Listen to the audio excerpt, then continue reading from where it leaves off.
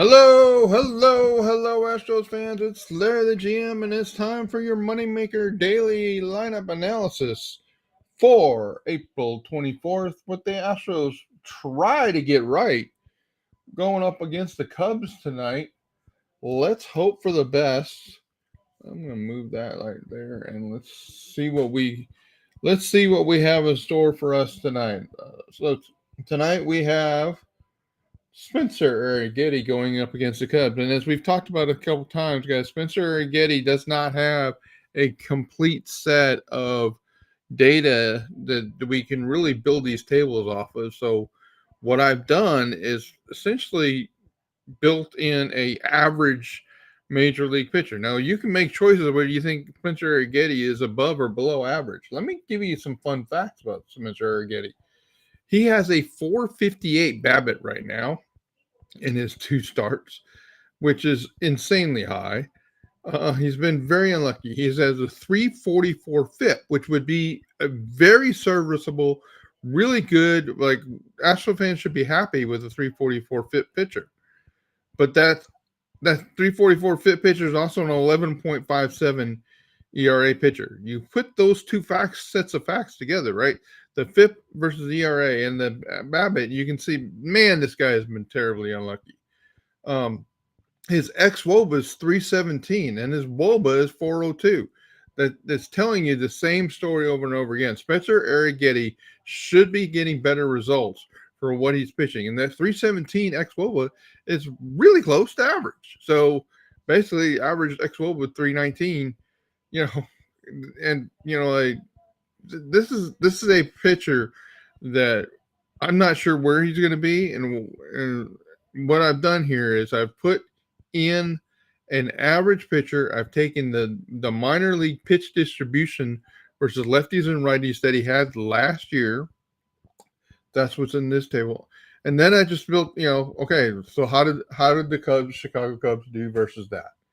And that's essentially what the box shows. Oh, I just that clear up, but I guess we're going to be stuck with it. I'm sorry about that. So you can see how the Cubs do. Now, guys, I wouldn't trust any of these specific numbers that are showing up in the table as something to bank off. What I'm really telling you is, of all the Cubs players, given the pitch distribution that Spencer Getty has, one would expect that Dansby Swanson would be probably the best hitter versus Spencer Getty.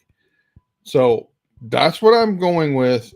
Though I will tell you, really, one of the reasons I'm going with this is the betting tables say Dansby Swanson only has to get a hit tonight to be a winner. It's 0.5 total bases. So I'm thinking that Dansby Swanson can get a hit versus Spencer Getty. Now, we shall see that comes to pass. Spencer Getty probably has better breaking stuff that shows up obviously in the way I built this table. That might be a challenge, a little bit of a challenge for Dansby Swanson, but we'll see. We'll see how it all plays out. But there you go. That's the Cubs pick versus the Astros pitching. Obviously, Spencer Getty with that ERA is not going to be a pitcher we're going to be interested in. Now, the Cubs are throwing Jamison Talion, and the Astros are familiar with this guy. And it's a really interesting matchup for the Astros.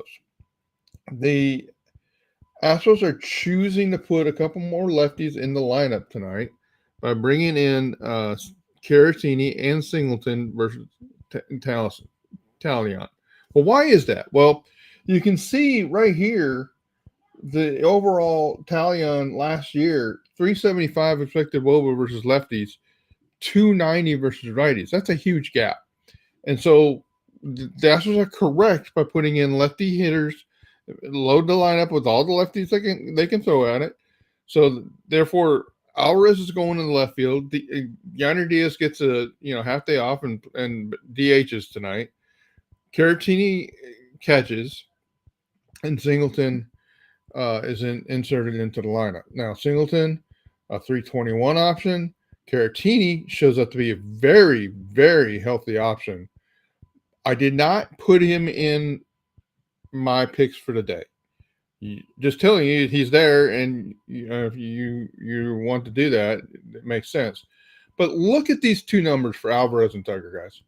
These are insanely high numbers for Alvarez and Tucker, and I will say, my answer to that is just double up. And my chat's not working in the Restream app, but I'll start YouTube, and I see somebody's in the room. If you want to jump in and ask any questions, I should be able to see it.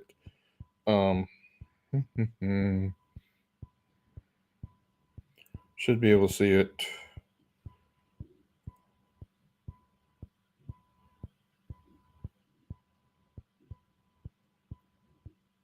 I'm not sure I'm going to be able to see it. Okay, sorry about that. May not be able to see it. No, I can't. I'm not going to be able to see it. Sorry. If you're trying to chat, message me in Twitter if you have something you want me to cover. I will say this: I think Tucker and Alvarez are both going to have a huge night against Jameson Taillon. I've got them double up, both of them. Alvarez is the pick of the day at 1.5 total bases. Tucker's in there for only 0.5 total bases.